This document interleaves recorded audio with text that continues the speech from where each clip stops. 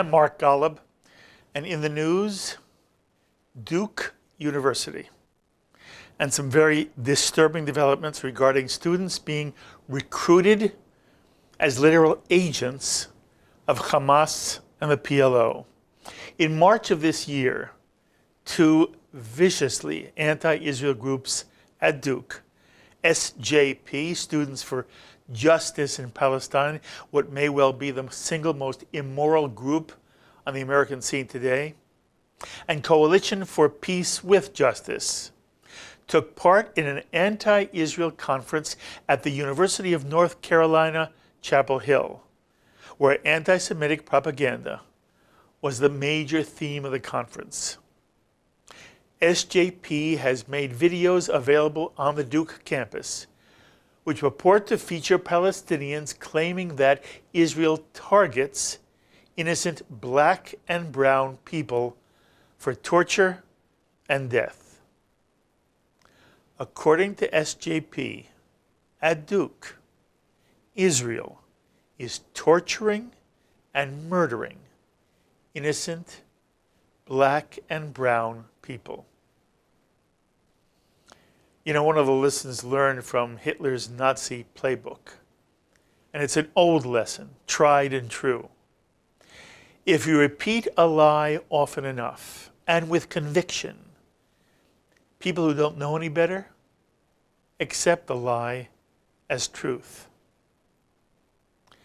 Anyone who knows anything about Israel knows these charges are heinous and outrageous.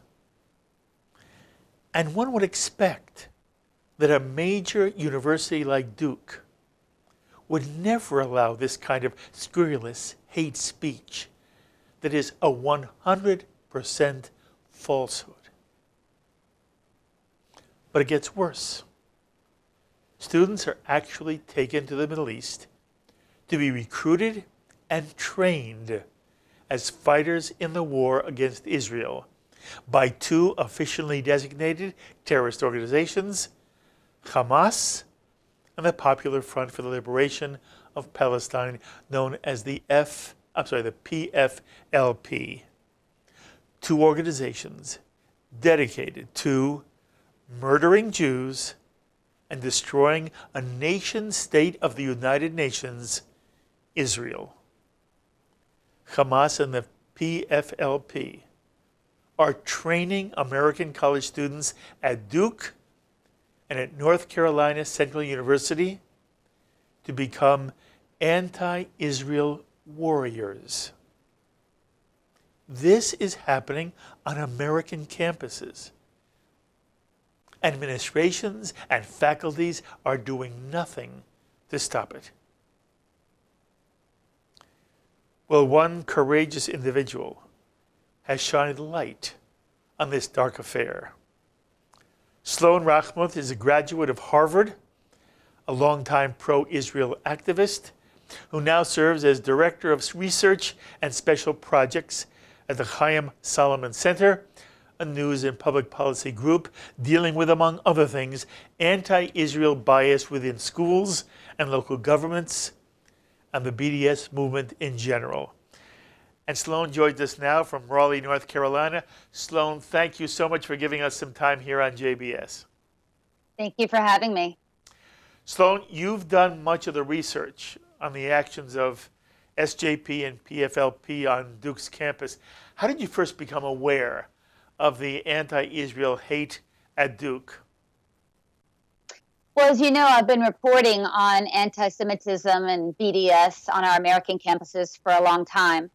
So I actually had students who were very concerned about the rising anti-Israel climate at Duke, and they reached out to me, and I started doing some investigation, and as you can see, what I came up with has been very disconcerting. Yes.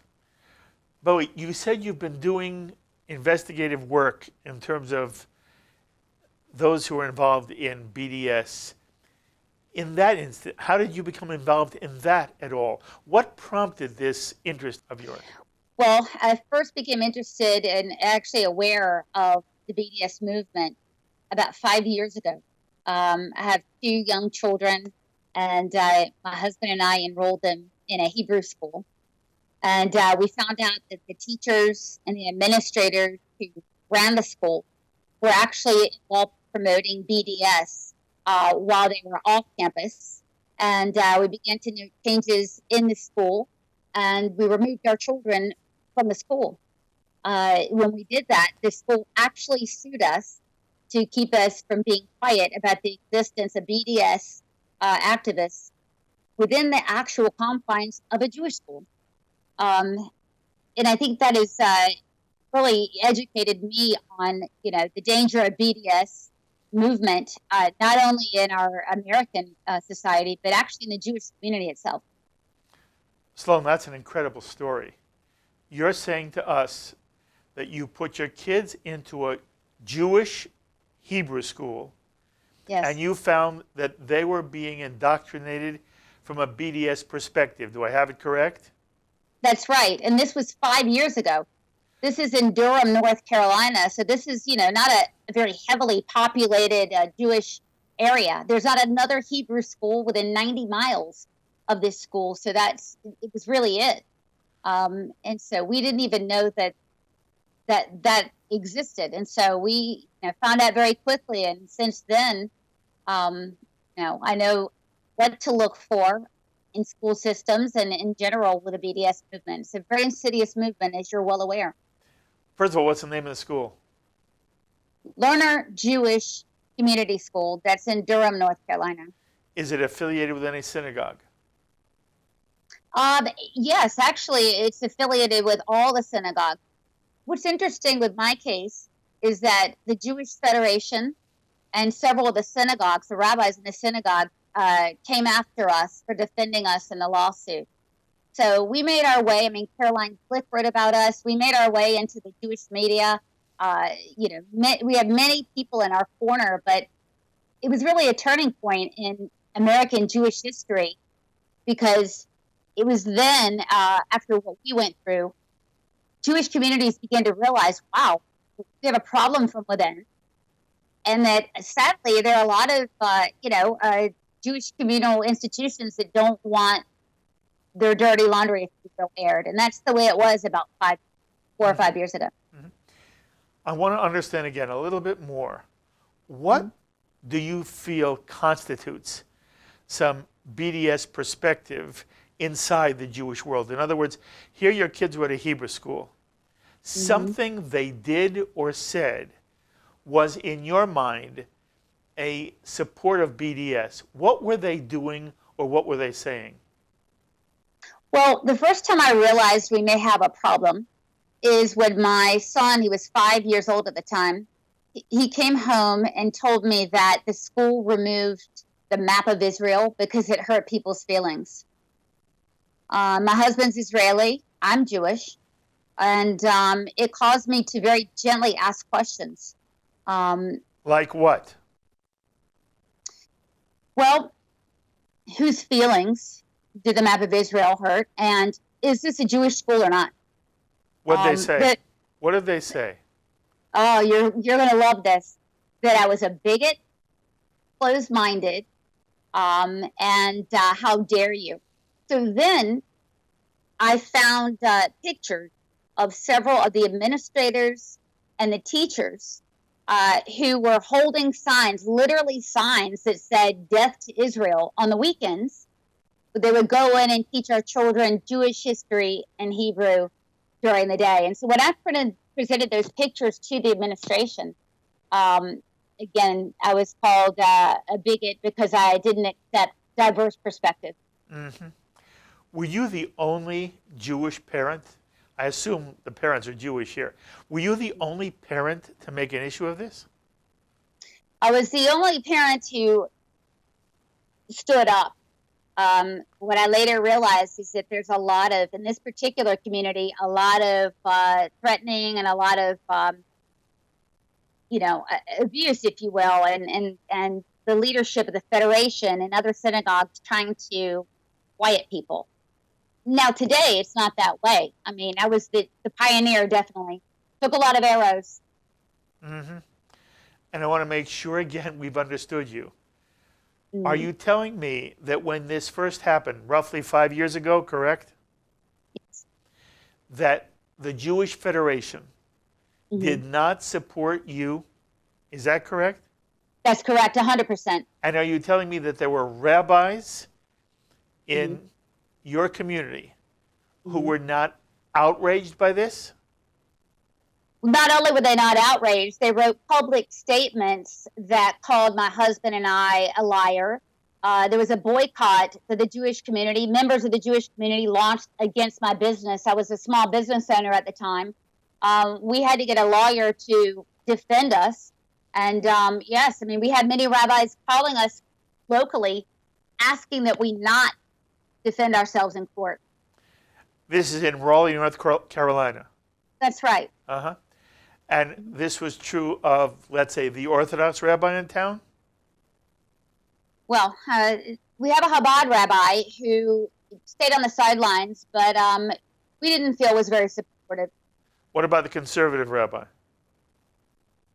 We don't have any here, apparently. Okay, what about the Reform rabbi?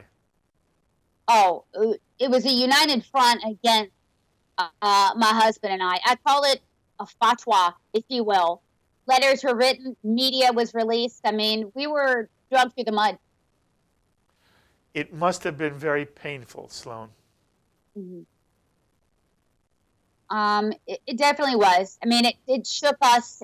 It made us question our Jewish identity. I mean, we were doing the right thing.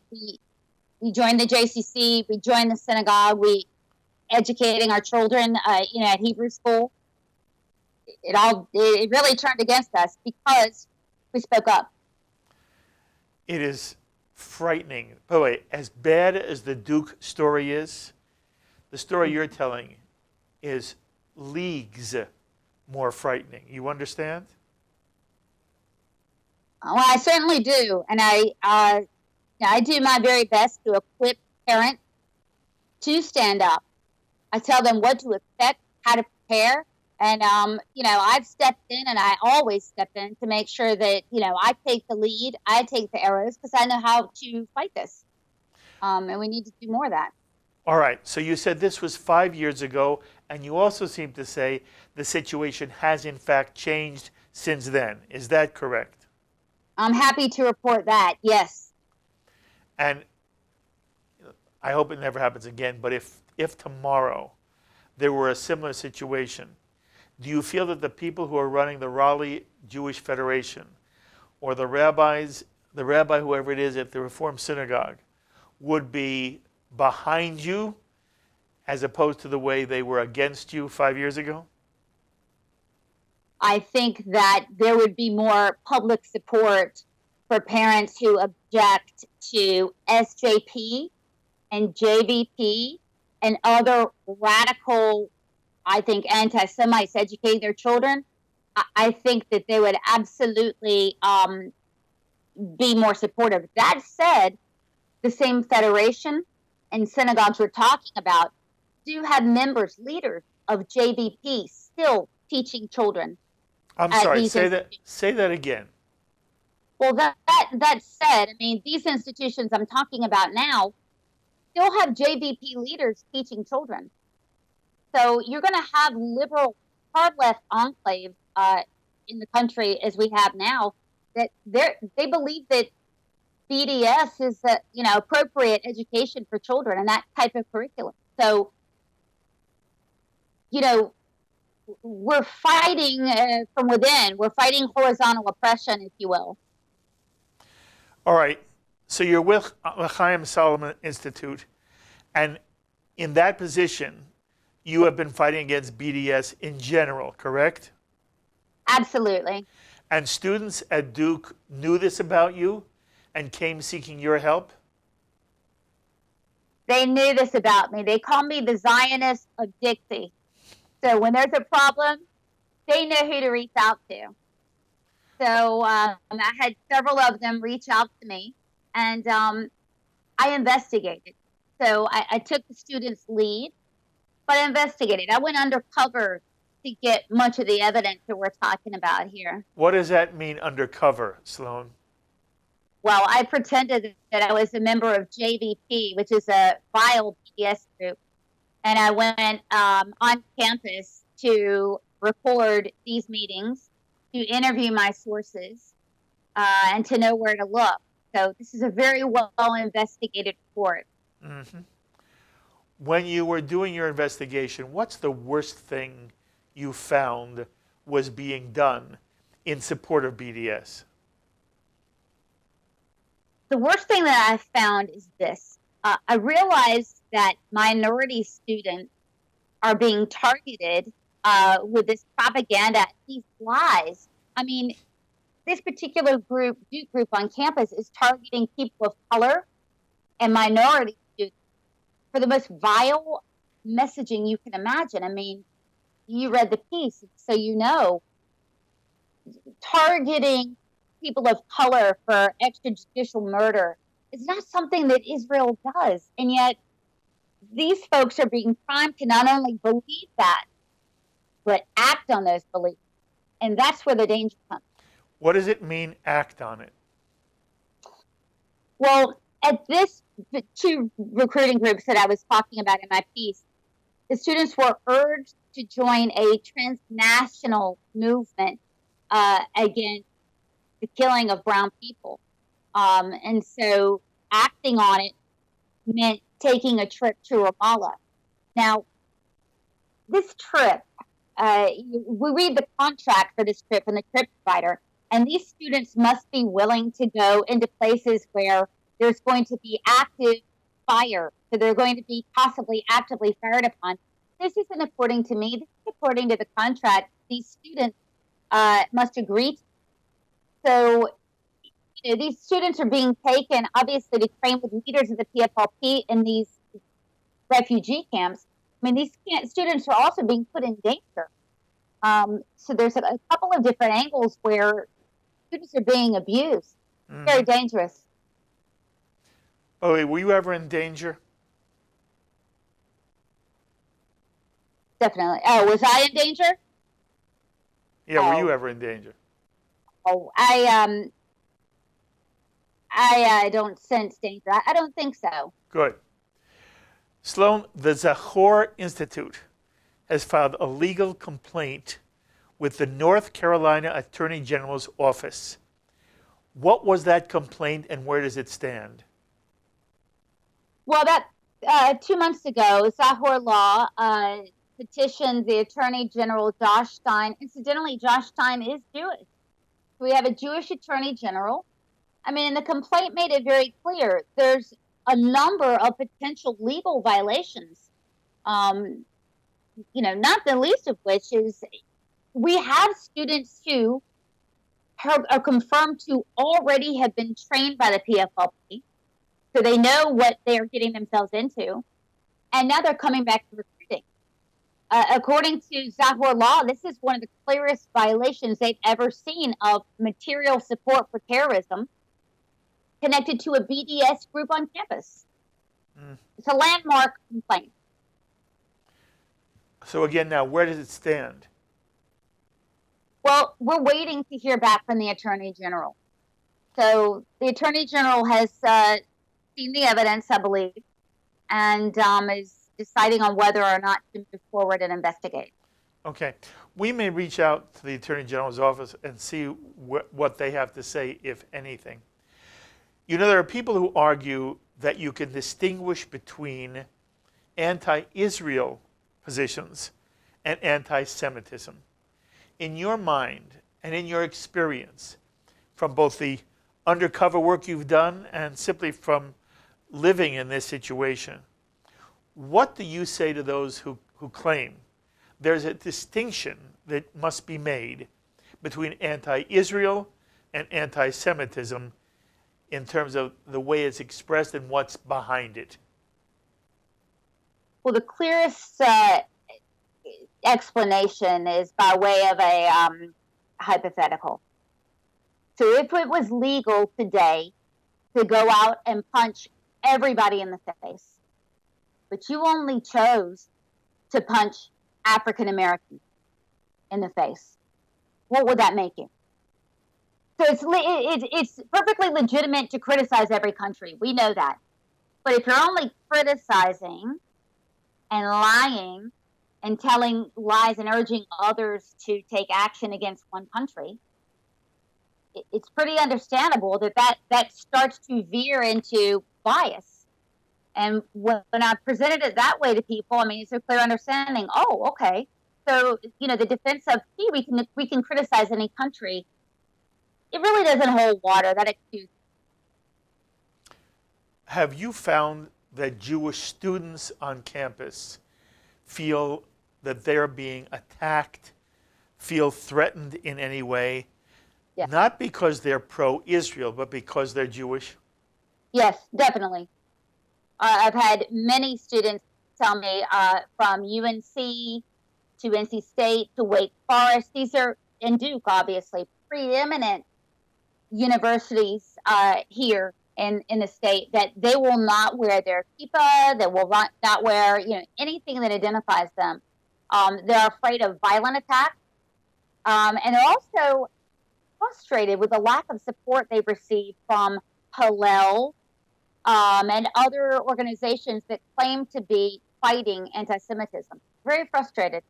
What do you mean when you say that in some way the Jewish institutions on campus have let them down? What are you referring to?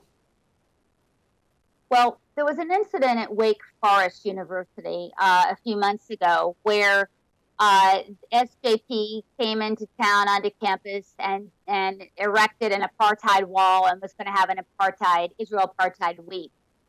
A few students got together and decided to counter program and give their own version of, to give the truth, really.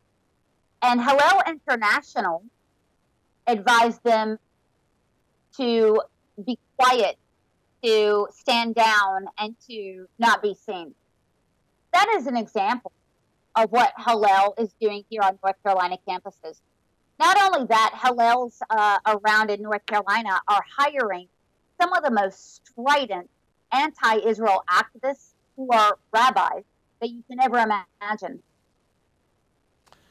Do you have any feeling for why that's true?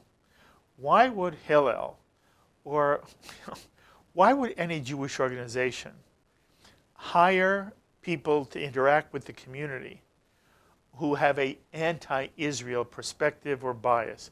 What's your sense of what's going on here, Sloan? I really believe that in the minds of some in the Jewish community, that Israel is so politicized, or that Trump is such a lethal figure, that they must oppose him, even if it means putting themselves in danger. I don't believe support for Israel is a political issue. It's a nonpartisan issue. Unfortunately, a lot of folks don't agree with that. And some of those folks happen to be leaders of the Jewish community. So, Sloan, in your view, have Jewish leaders, and I'm not talking about in Raleigh, but the American Jewish leadership, has the leadership done enough in your view? I don't think they have.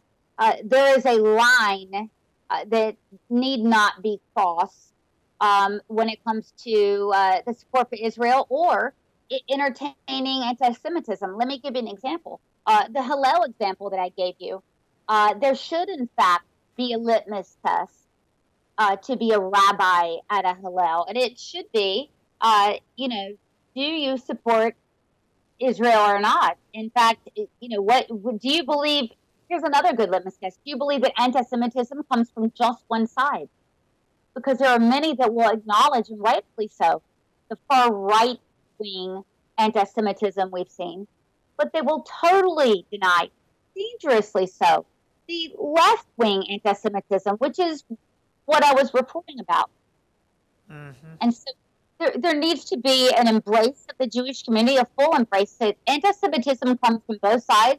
It is not a partisan issue. It's a dangerous issue. Sloan, it feels like a virus that's spreading a wider and wider epidemic. With a medical problem, there's always a chance of finding a vaccine. Do you have any sense of what the Jewish community can do about BDS, especially when we've seen so many efforts tried, and so far, Sloan, the epidemic only seems to be getting worse? If you could, wave a magic wand, what are one or two of the things you'd like to see the Jewish community do in response to the kinds of problems you have seen at Duke and on other campuses among the student population, let alone your own specific situation with your family vis-a-vis the day school, but in terms of the broader BDS issue? Do you have any suggestion, or at the moment is the Jewish community simply, just have to live with this virus? Well, I love your analogy, virus, because the Jewish community and the Jewish communal leaders are allowing what are infections via leaders who cause a lot of damage. The rank and file Jewish community, I would say 90% of them, they want to do the right thing, and they want to have a great future for their children, and they want their children to become, educated and literate in Jewish history. But you've got about 5% of the population that are real loudmouths, and those folks are, put into leadership positions, and everyone else is cowering. The other 5% of the population, this would be 100% total, are worried, and quite rightly, about donations and not making donors mad. I mean, I think that Jewish communal institutions need to bite the bullet and get rid of very toxic leadership. And I think if we can do that, we can go a long way towards creating unity and restoring some sanity and being safe. Sloan, you are really wonderful, and you're courageous. And I wish, there was a Sloan Rachmuth in every Jewish community, in every Jewish center, in every federation, in every day school. And I wish you kol tuv v'hatzlacha. You continue the fight, darling. Yeah. And every now and then you and I will speak. And if you're ever in New York, you've got to come and sit with me in studio. But I am so impressed with you and all you've done to help the Jewish people. Thank you so much for spending some time with us on JBS, telling us not only your personal story, but giving us a sense of the landscape. It's very, very helpful. Thank you for having me. Be well.